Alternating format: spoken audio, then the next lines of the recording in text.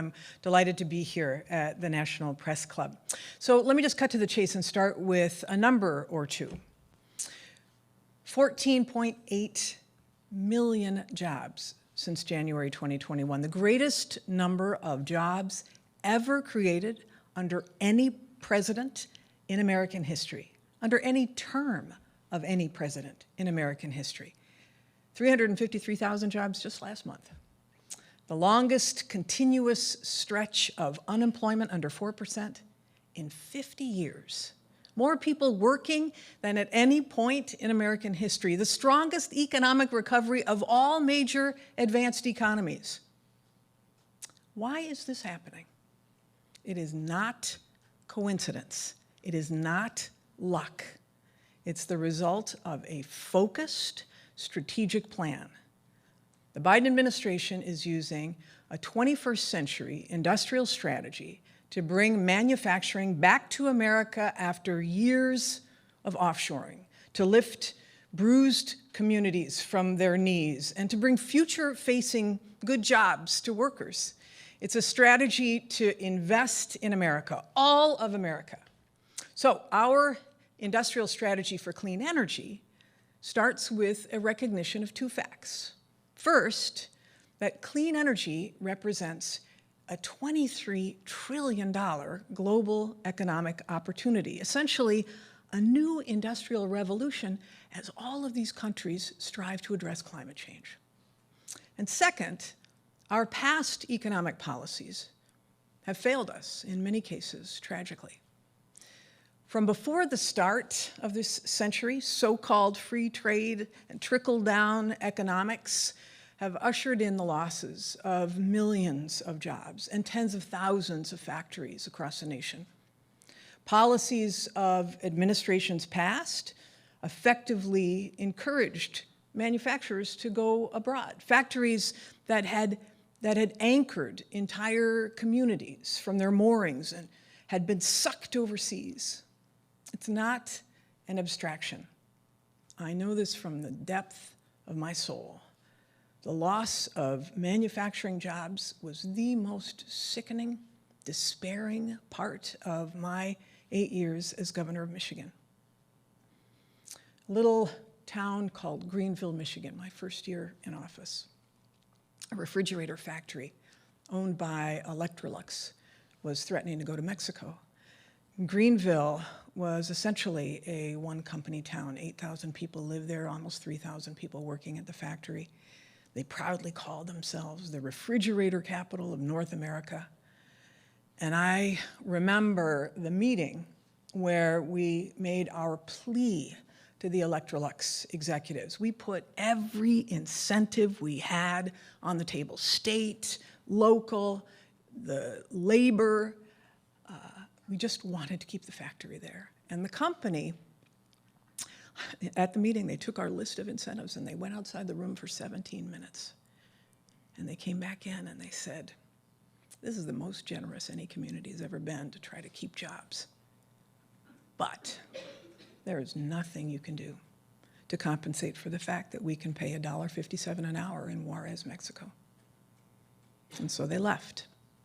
And it was like a nuclear bomb went off in Little Greenville. And when the last refrigerator came off the assembly line, the workers had a gathering that they called the Last Supper. It was at Clackle's Orchard Pavilion. And I went, it was a community wake, community grieving, not just the loss of jobs, but the loss of their identity. And one father's words seared my soul.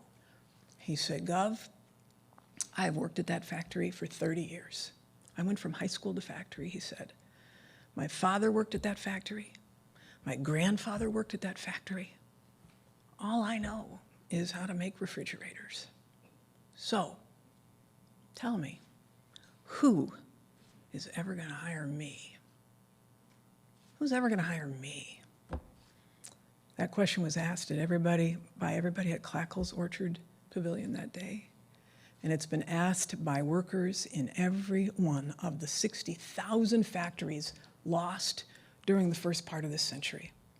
And that Greenville story happened over and over again in Michigan and across the industrial Midwest. Scores of companies moving offshore. Michigan's proud industrial base, we had such a concentration in manufacturing, meant that we were hit harder than any state in the country. No matter how many incentives a state offers, no state has the resources to compete with the industrial policies of China or the low wages in Mexico. I mean, really, is it any wonder that I and other Michigan politicians used to campaign on NAFTA and CAFTA have given us the shafta? For governors with no federal partner, honestly, it was like bringing a knife to a gunfight. But we sure tried. We, for example, incentivized a solar factory to come to Greenville. United Solar Ovonic, great fanfare. It would employ Electrolux workers. There were 3 factory buildings built on the site where the Electrolux factory previously stood. The workers were hired. And then, because of cheap solar panels from China flooding the market, United Solar Ovonic went bankrupt in 2012. And the remnants were sold to a Chinese company, and the plants shut down. Greenville hit again. Jack Welch, the iconic CEO of General Electric, famously said that he wished he could put his factories on a barge and float them to wherever costs were lowest. Manufacturing is the backbone of a nation's economy. But we just watched as other nations stepped on our weak spine and poached our IP and our jobs. And CEOs, global CEOs and economic elites, they justified the losses by invoking so-called free trade and trickle-down economics, and they glossed over the fact that other countries were not abiding by the same rules. And when I was done being governor, I actually, with a group, visited China to see how China was crafting its industrial strategy for the energy sector. And at one event where mayors of Chinese towns were showcasing their technologies and their strategies, one mayor leans over to me and he says, "So, when do you think the United States is going to get national energy policy?" And I hemmed and I hawed and I lamented Congress and gridlock, and the mayor just grinned at me and he said, "Take your time. Take your time." Because, of course, they saw our passivity as their opportunity. So, enter Joe Biden. Joe from Scranton, PA, Amtrak Joe. He felt what was happening across the country. And he tasked his cabinet with developing a policy to bring jobs and businesses back home to America. An industrial strategy for the 21st century, based in part upon clean energy, a future of manufacturing revival, thriving businesses, good jobs for our kids, energy independence, products made in America. And you know what? The president's strategy is working, folks. Did I mention 353,000 jobs last month? We now have the most significant clean energy and climate strategy in the nation's history, arguably in the world. The strategy for building clean energy, a clean energy future in the United States, rests on 4 legs. First, making the United States the irresistible nation for investing in clean energy. Second, ensuring that those investments provide economic and clean energy benefits in the communities that have been left behind. Third, strengthening America's workforce so that our workers have the skills they need to compete in this global clean energy market. And fourth, with cutting-edge R&D supporting industry so that each future generation of clean energy technology will be more innovative than the last. So, to carry out this industrial strategy. I'm so proud, and some of our team are here, that we have extensively reorganized the Department of Energy. DOE is now investing over $100 billion into clean energy demonstration and deployment through grants and loans and rebates and other public tools. We actually have 60 new programs under the Bipartisan Infrastructure Law and the Inflation Reduction Act. We've stood up new offices to focus on demonstration, clean energy supply chains, the electricity grid, community engagement, and more. We've hired 780 talented experts. We've recruited heavily from the private sector to serve this expanded mission. Our motto is deploy, deploy, deploy. And this restructured organization has, as of January, launched 100% of these new programs. So, as I said, the first pillar of this Biden-Harris strategy, industrial strategy, is making America irresistible for investment and growth. Answer the call. Irresistible for investment and growth. The irresistible nation. We're providing lots of carrots to incentivize businesses to invest in America again. And as we say at DOE, the clean energy revolution is government-enabled, but it's private sector-led. So we got busy with our national laboratories and input from industry. We've developed commercial liftoff reports. Vanessa Chan is here, having guided our efforts on this. And those commercial liftoff reports are outlining the roadmaps for key technologies like next-generation nuclear, like virtual power plants, carbon management, long-duration energy storage, industrial decarbonization, clean hydrogen. And then we identified the gaps in the supply chains that we needed to fill. So in the industries where there is a supply-demand mismatch that might make investors nervous, we're providing the demand signal with tools like the Defense Production Act and pay-for-difference contracts and federal procurement. If you just take clean hydrogen, for example, we developed, first of all, a technology liftoff pathway to commercialize clean hydrogen. And then we developed a clean hydrogen Earthshot, energy Earthshot. Those are big, hairy, audacious goals to bring down the cost to $1 for 1 kilogram within 1 decade. And then we announced 7 hubs, hydrogen hubs, coast to coast, to link producers and consumers and infrastructure. We are building entire ecosystems, supply chains, workforce training, supply and demand for hydrogen, financing. Our upfront public investments are going to crowd in billions of dollars of private sector dollars, laying the foundation for this thriving commodity market and help to create tens of thousands of good-paying jobs. That's just one example of the industrial strategy in one area. We're developing, and we have developed, analogous strategies with batteries, with electric vehicles, with carbon dioxide removal, with offshore wind, and so much more. And now, as we do this, we are open-eyed about it. We know we got gaps in our supply chains.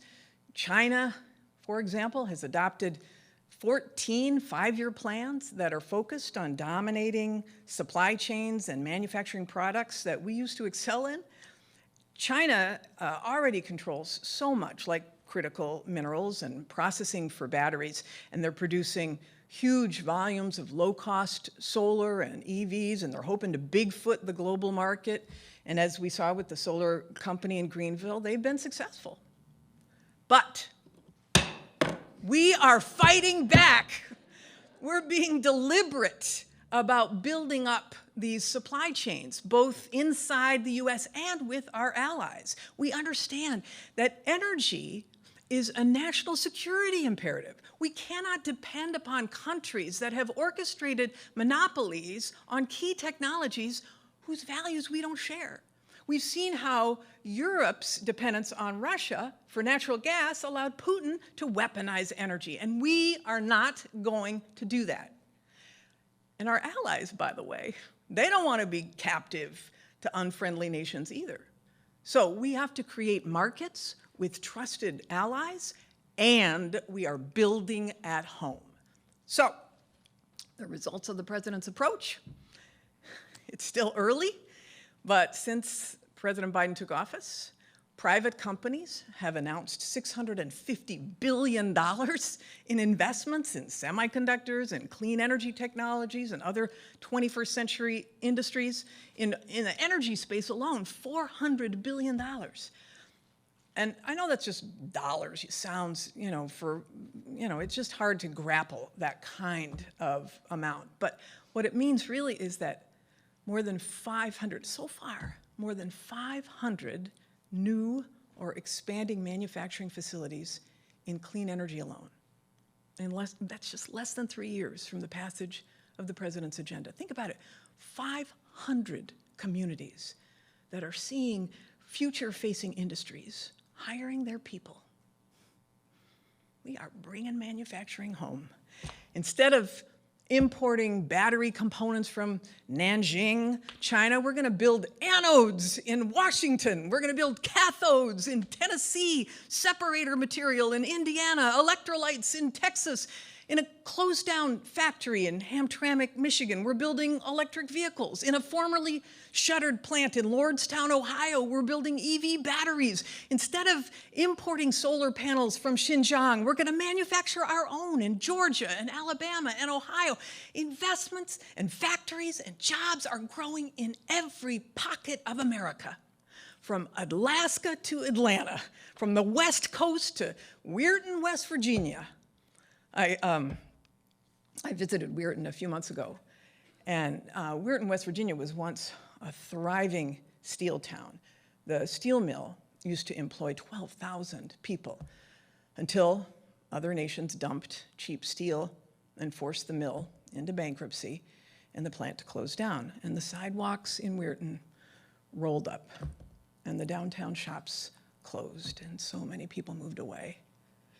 And then last year, a company called Form Energy decided to start their business in Weirton, incentivized in large part by the federal tax credits. Form makes utility-scale iron air batteries, and they located their plant on the site of the old steel mill. And at a recent job fair, I think last month, hundreds of people were lined up. This living symbol of the hope that Form is bringing to Weirton. And at Form's ribbon cutting, one of the city council members, this burly, white-haired guy, bearded guy named Tim Connell, and he told me this familiar story. He said, I worked at that steel mill. My father worked at that steel mill. I thought my kids were gonna work here too, but they moved away when the plant closed.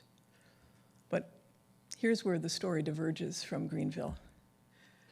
Now, Tim exclaimed, we have new life, like a phoenix rising from the ashes.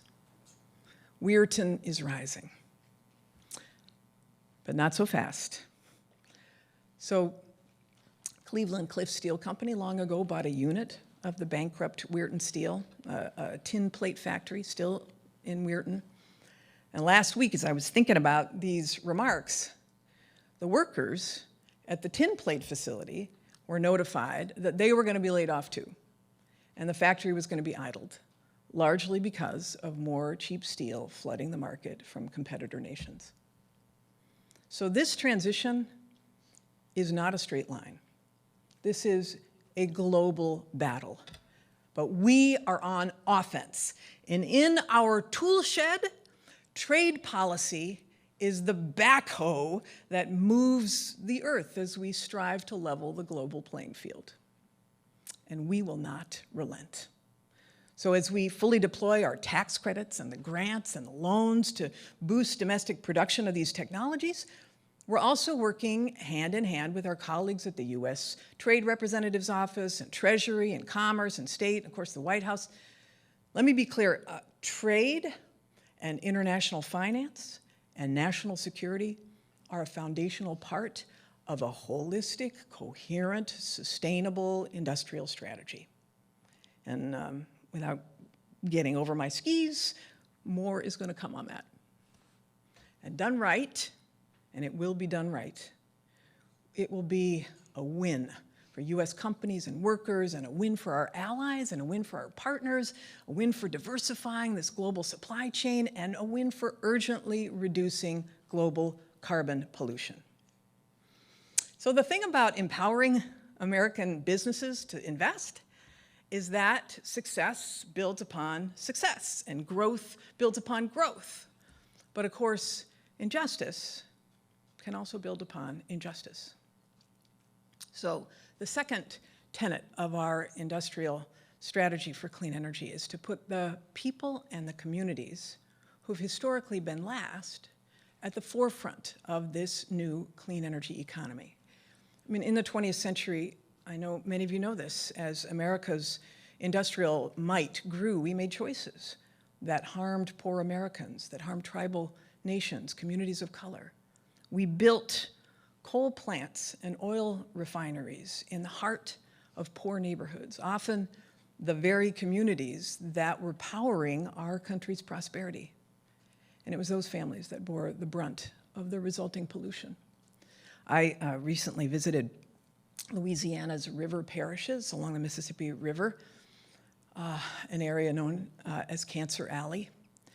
And refineries and chemical plants have sprouted up over the back fences of poor citizens, causing folks to breathe in cancer-causing particulates. Everybody there, it seems, is related to somebody who died of cancer. Mr.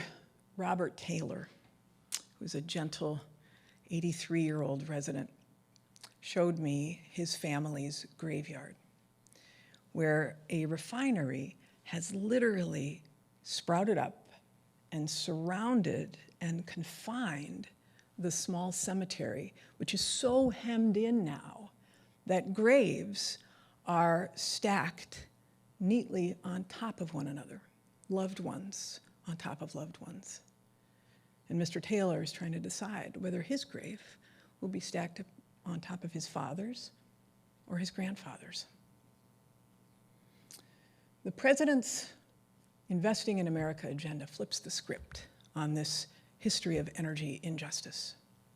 President Biden has announced the most ambitious climate and clean energy and environmental justice agenda ever taken. From day one, he's directed us to leave no one behind in this energy transition, from communities like the river parishes to the coal and steel and power plant communities who drove the first industrial revolution and who will be central to the next one.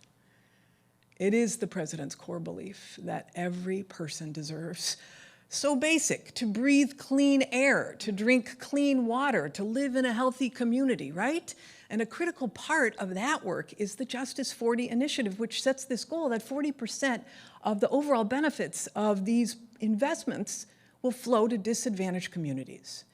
Our laws, the Bipartisan Infrastructure Law, the Inflation Reduction Act, they offer extra incentives to locate clean energy projects in disadvantaged communities. For example, if there's a solar developer who wants to build a community solar project, they get 5 times the base credit amount if they meet prevailing wage and apprenticeship requirements. And they get an additional 10% tax credit for locating it in an energy community. And if they meet domestic content standards, they can get another 10%, all stackable. And if they do all of those things, that tax credit is worth 50% the cost of their investment. A 50% tax credit to build promising new projects if they do it in a way that helps those whom the economy of yesterday left behind. That is irresistible. And further, companies that want DOE loans, so those were tax incentives, right? So if you want loans or grants in your competition to achieve those from DOE, from the Bipartisan Infrastructure Law, they have to explain, the companies have to explain how they will ensure that the project directly benefits the communities that they'll be based in through a community benefits plan. They've got to demonstrate how they're going to create quality jobs and opportunities for local workers and generate equitable benefits for residents, including reducing energy costs and reducing exposure to pollution. We score the competitive applications based upon the strength of these plans, and we're holding companies accountable to them. So the president's strategy prioritizes this, not just because it is the right thing to do, but because it's the only way to make sure that this clean energy transition will succeed. Because when people are part of deciding their future, the path for siting and permitting and growing these projects will result in fewer lawsuits and less friction and more certainty and better results.